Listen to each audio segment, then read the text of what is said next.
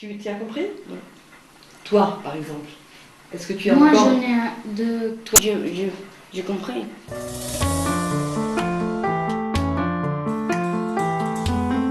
comment communiquer Communiquer.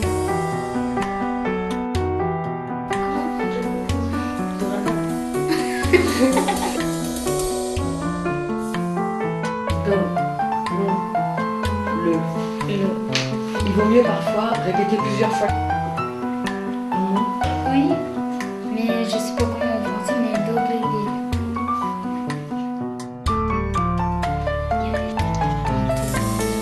La déconcentre, là, vas-y, concentre-toi aussi. Donc c'est un peu Vas-y, prends-le quand même.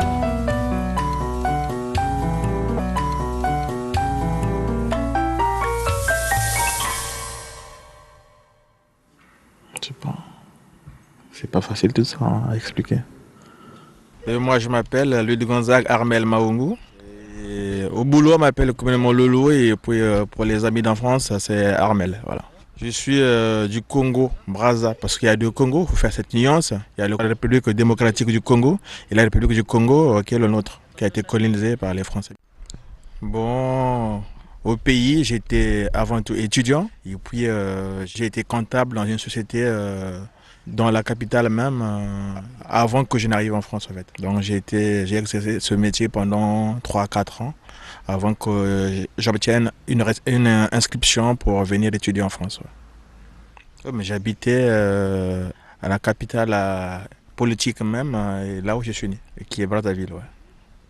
Ah, ben, il fait beau là-bas, il fait très beau, pas d'hiver. Malheureusement, il n'y a pas de désert, il y a éventuellement des montagnes. Pour tout vous dire, le Congolais, c'est quelqu'un qui aime s'habiller. Point de vue vestimentaire, vraiment, le Congolais, c'est parmi l'un des rares pays où on aime s'habiller. Même ici, je pense que la plupart des gens le savent, que le Congolais, à l'image des Français, voilà, il adore ça. Ils savent que le Congolais, à l'image des Français, voilà, il adore ça. Que les fringues encore aillent toujours. C'était un coup dur pour moi de quitter ce pays et puis laisser du coup tous mes amis d'enfance. Parce que honnêtement parlant, c'est quelque chose qui me reste à cœur. On peut changer d'amis, mais on ne change jamais ses amis d'enfance. Mais après, une fois changé de pays, on peut créer des amis. Mais c'est pas des amis d'enfance parce que j'ai grandi avec eux. Donc là, je suis adulte. Donc je ne peux pas me faire des amis d'enfance, c'est impossible. Le mal du pays. Comme tout étranger, je pense que ce mal doit résider en nous. Hein, mais voilà, ce mal reste en nous et on est lié. Je ne peux pas s'en passer. La musique, mais je ne sais même pas comment la qualifier, c'est une bonne musique. Comme on le dit souvent chez nous, c'est une musique un peu saccadée, un peu chaude. Il faut y aller quoi. Je m'appelle Ayoub, je viens de Tchétchénie, j'habite à Vendôme. Je m'appelle Océane, j'ai 13 ans et demi, j'habite à Vendôme. Depuis 11 mois, je suis en France, c'est presque un an. J'aime bien faire de la natation, je fais de l'équitation. Moi, j'ai fait le film sur le pays Sri Lanka. J'ai interviewé une fille, elle s'appelle Shalini. Maintenant, je sais qu'il y a une île comme ça, petite île. Il y a beaucoup d'origines là-bas. Quand je suis arrivée, c'était dur, quoi. J'ai pas parlé français, je connaissais personne et tout. Après, petit à petit, j'ai des amis, j'ai des familles et tout. Après, j'ai pris l'habitude, quoi. Je viens de Sri Lanka, je suis venue à l'âge de 16 ans. Ça fait 3 ans que je suis en France. Le Sri Lanka se situe en Asie, juste à côté de l'Inde. C'est une petite île. J'habitais à Trincomalee. Trincomalee, c'est une petite ville qui est plus connue. Et il y a beaucoup de touristes. Il y a des forêts, il y a beaucoup de temples. Ma religion est hindoue. On a plusieurs dieux comme Krishna, Shiva, Ganesh. Nous, hindous, nous on mange pas du porc, du bœuf, donc on mange que du poulet. Donc le riz avec du poulet, du curry de poulet, plus un végétal, un truc comme ça. On s'habille traditionnellement le sari, le churidar. Nous on parle le tamoul. Le 12e langue c'est Ongde. Les Sri Lankais, on n'a pas spécialement des musiques tamoul, donc on écoute les musiques indiennes. Il y a des écoles, on a des uniformes, sinon on a des cours normales. À partir de 10 ans, on apprend anglais. C'est la langue officielle. Ce qui m'a plus frappé quand je suis venue en France, c'est la langue parce que je connaissais pas du tout français, donc ça m'a trop choquée. Et les immeubles, parce que moi j'ai habité dans une maison, là je me trouvais avec des appartements. Je me sentais seule. Pour garder le contact avec ma famille, on écrit des lettres, on parle sur MSN, on envoie des photos. Quand on fait des fêtes et tout, j'ai envie d'être sri-lankaise, mais à la fois j'ai envie d'être française. Quand je suis à l'école, j'ai envie d'être française.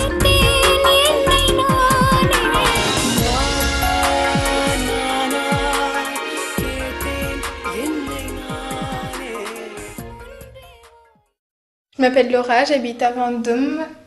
Je fais de l'équitation avec Océane. Je m'appelle Granit, j'ai 16 ans, j'habite à Vendôme, j'habite au Roth, je viens de Kosovo. Depuis 1 an que je suis arrivé en France. J'aime bien jouer au foot et j'ai fait de boxe. J'ai bien aimé d'interviewer Monsieur Dogan, mais il racontait un peu trop sa vie, il racontait pas bien aux questions. On était dans sa boutique, alors on n'avait pas de photos, pas de musique, il faisait pas trop des phrases.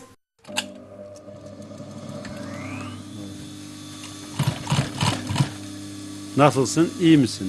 Comment allez-vous?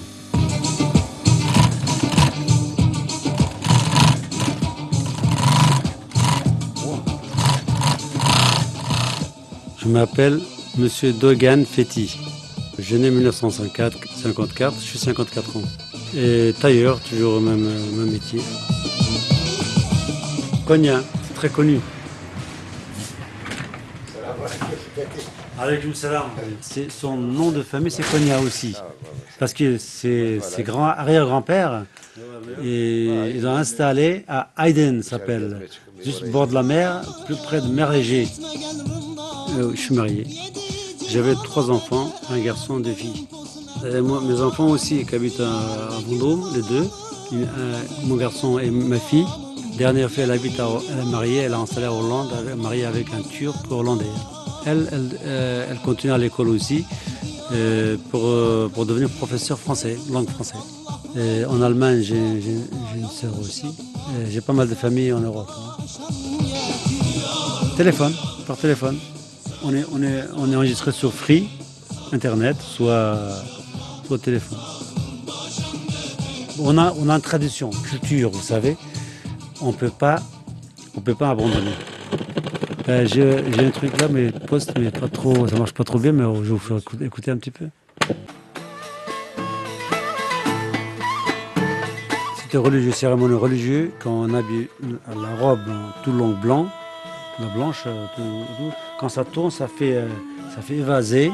Quand ça tourne, c'était derviche tourneur. Bon, maintenant c'est un peu touristique. À l'époque, c'était derviche, c'était les hommes religieux qu'ils ont réunis entre eux dans une école pour prier à Dieu.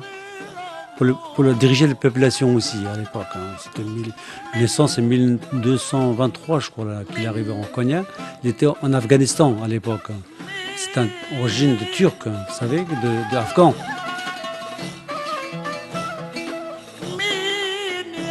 Et j'ai une nationalité turque, moi je suis fier, déjà de toute façon. Je suis fier de Turc aussi. Nos enfants, nos petits-enfants sont là, parce que là, on peut pas. Pour nous, c'est fini, la Turquie. Normalement, c'est pas fini. Mais on a toujours un racine. On ne peut pas quitter.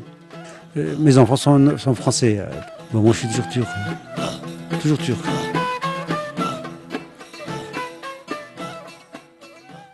Je m'appelle Dorian, j'ai 11 ans, j'habite à Vendôme. J'aime bien faire du tennis. Cette semaine, on a travaillé sur le film. On a été interroger des personnes. Et on est parti demander des personnes pour leur pays. On a pris le son, on a travaillé sur les images, sur la musique. On les a mis sur ordinateur. On a coupé ce qui allait pas. On a tout recollé. Mais Dominique, c'est une femme, elle a 52 ans, mais il faut surtout pas le dire. Elle est descendue pour son mari parce qu'il avait le mal du pays. Lui, il est de Montoire. Et elle nous l'a dit parce que je l'ai interrogé, sinon elle n'en parle pas. Dominique et la Belgique magique.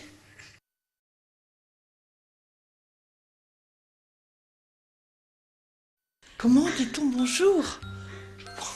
Moi, je dis bonjour. Scoop Dominique, 6 enfants, 3 filles et 3 garçons. Belgique, Charleroi, 52 ans, mais vous le dites à personne. Moi, je suis née dans une région métallurgique qui était absolument laide. J'ai grandi avec mes parents, bien sûr, ma sœur et mon frère, et puis j'avais des tas d'amis. Dans mon pays d'origine, il me reste ma sœur, mon beau-frère, mon beau-fils et mon fils. Je n'y retourne jamais. Surtout quand elles sont. Parce que vu les années où on ne se côtoie plus, ma sœur, mon fils, je ne sais pas si ils voudraient me loger. Je n'aime rien en France. Si, j'aime la gastronomie.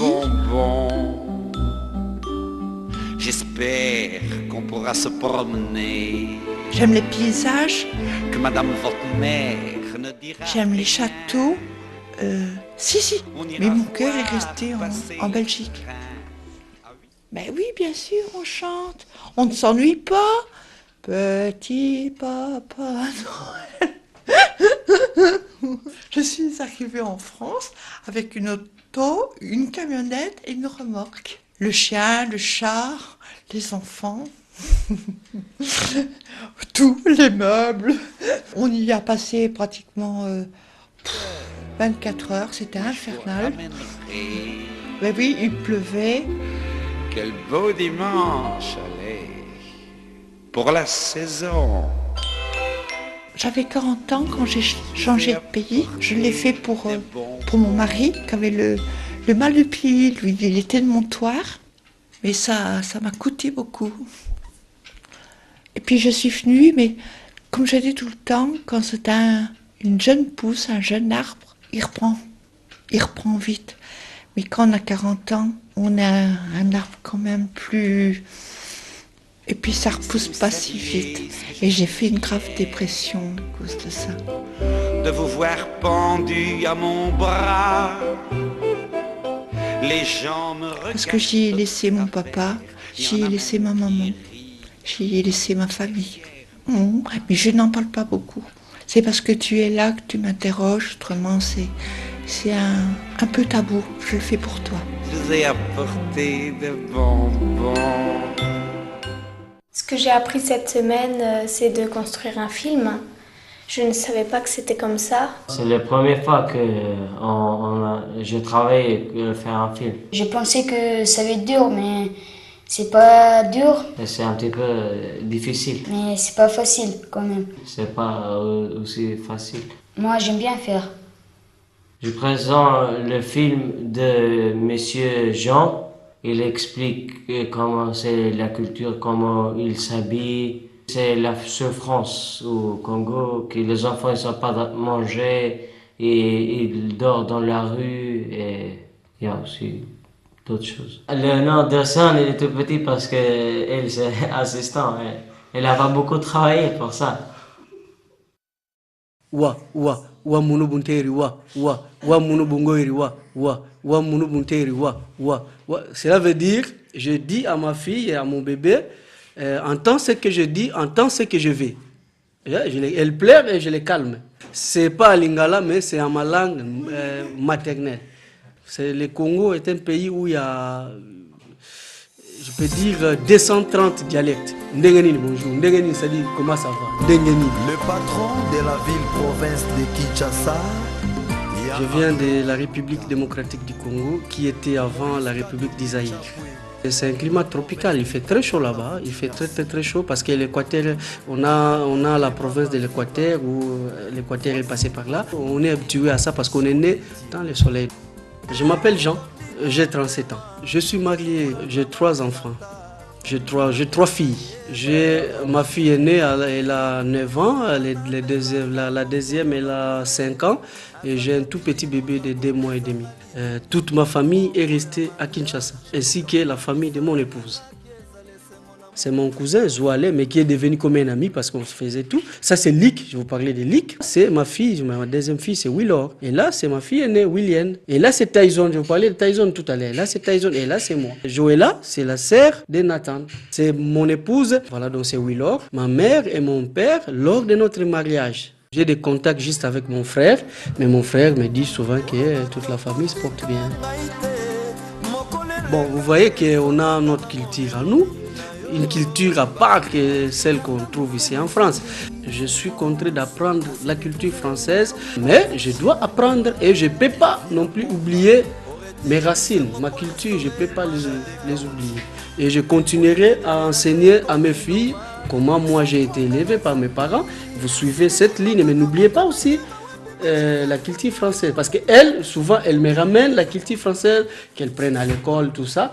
Comme chez nous, pour éduquer l'enfant, c'est pas que mon enfant que je dois éduquer. Mais ici, je m'étais envoyé un enfant faire des bêtises en cours de route. J'ai peur de lui dire que non, il faut pas faire ça. Peut-être qu'il va me dire que tu n'es pas mon père. Doris, mais chez nous, je peux éduquer tout autre enfant que je vois en cours de route. Je les vois faire des bêtises, je dis non, tu ne fais pas ça. Donc la cuisine, c'est tout à fait autre chose avec la cuisine européenne, c'est vraiment africaine. Mais ici en France, on mange aussi notre nourriture. Il y a aussi les feuilles de manioc, on appelle ça pondu. Il y a aussi les mfumbwa. Les mfumbwa, ce sont des feuilles, je ne sais pas les dire en français, ce sont des feuilles qu'on trouve dans la forêt. On prépare ça avec la pâte d'arachide et tout ça. C'est aussi bon. Il y a aussi des gens qui partent en Afrique pour acheter ça, pour venir vendre ici à leur communauté. Donc chez nous, la viande coûte cher. La viande, ce n'est pas donné à tout le monde. Ce n'est pas tout le monde qui en mange chaque jour. Il y a certaines familles qui mangent la viande que les jours de fête. Donc les 25 décembre, Noël et le 1er janvier, donc ce sont des jours où on mange la viande presque dans toutes les familles à Kinshasa. Non, en République démocratique du Congo. Mais dans d'autres jours, chacun se débrouille. Donc la viande, je peux dire, c'est un luxe chez nous. Le niveau social, il est trop bas. Il y a la souffrance là-bas. Il y a vraiment la souffrance. S'il y a la souffrance, il y a la souffrance en Afrique. Il y a les enfants qui n'ont pas encore mangé depuis le matin jusqu'à 7 heures, même pas un morceau de pain.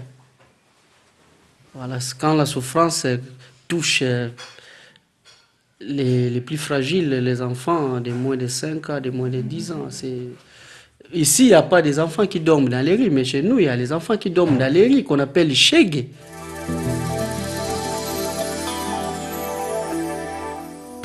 Ah, mais c'est la musique qui nous enlève les soucis dans ces pays, comme il n'y a rien de vent dans ces pays, donc c'est la musique, on écoute souvent la musique chaque jour, c'est la musique qui nous enlève un peu des soucis.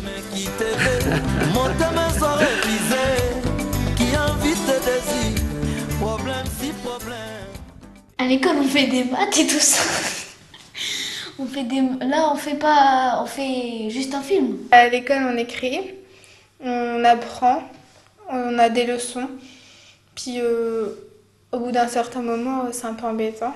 Mais à l'école, on écrit, à la maison, on fait l'exercice. Ici, on travaille que avec l'ordinateur. Quand je rentre chez moi, j'ai l'impression d'avoir joué et travaillé en même temps. J'étais voir quelqu'un qui s'appelait Nejla, elle est d'origine kurde. Elle nous raconte que les Kurdes, ils n'ont pas de pays, qu'ils veulent faire leur pays, mais enfin, les Turcs, ils empêchent. C'est pour ça qu'il y a une guerre. En Kurdistan, il y a guerre, même en Tchétchénie aussi. C'est ça qui est même, et la musique aussi, c'est un peu même, mais il y a beaucoup de différences. Et la nuit, ils n'ont pas le droit de sortir. Je viens de l'est de la Turquie. Je suis proche des frontières Iran, Irak, Syrie. Et c'est un peu le Kurdistan là-bas. Nous, on est dans un petit village. Et c'est vraiment ancien, c'est des maisons en terre qu'on a. En terre et puis avec quelques poutres. Et c'est un peu sauvage, hein, là où on habite. On trouve des animaux, des loups, des ours.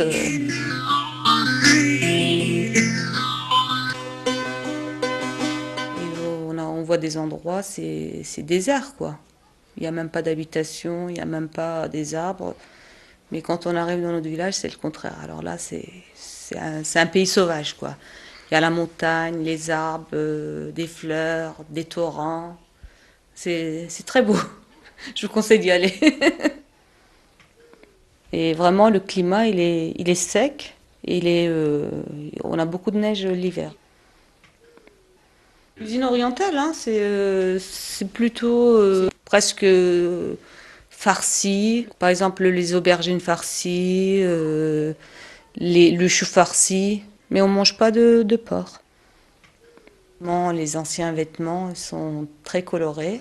Surtout, il faut assister à des mariages. On chante. Mais par contre, les chansons kurdes, elles sont interdites en Turquie. On n'a pas le droit de chanter de chansons kurdes.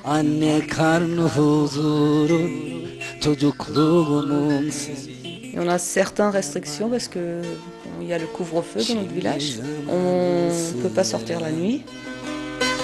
Les Kurdes, ils veulent construire leur propre pays.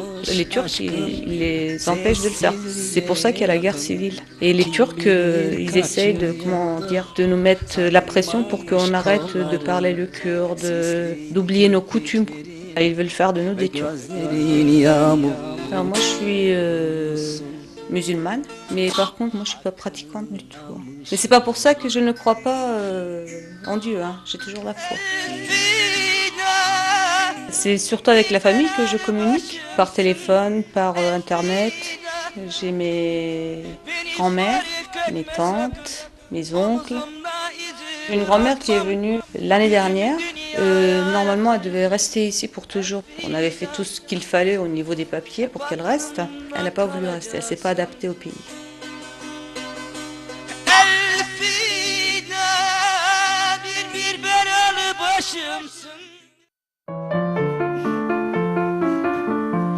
Qu'aimez-vous? Qu'est-ce que vous aimez?